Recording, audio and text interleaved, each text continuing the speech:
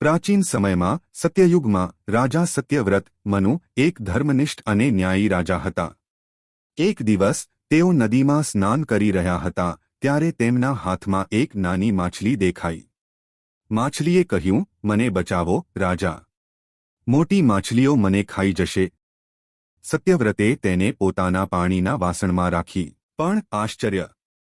માછલી ઝડપથી કદમાં વધવા લાગી. પાણીનો વાસણ નાનો થયો તેથી રાજાએ તેને એક તળાવમાં, પછી નદીમાં અને અંતે સમુદ્રમાં છોડી દીધો.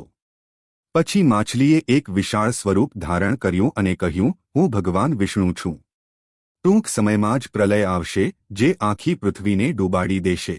તમે એક વિશાળ હોડી બનાવો અને સપ્તર્ષિઓ, ઔષધિ અને બધા જીવોના બીજ તેમાં મૂકો.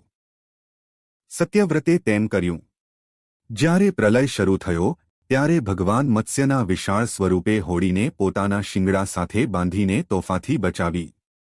તેમણે વેદોનું રક્ષણ કર્યું જે રાક્ષસ હયગ્રીવે ચોરી લીધા હતા. પ્રલય પછી ભગવાન મત્સ્યએ સત્યવ્રતને નવી રચના શરૂ કરવાનો માર્ગ બતાવ્યો.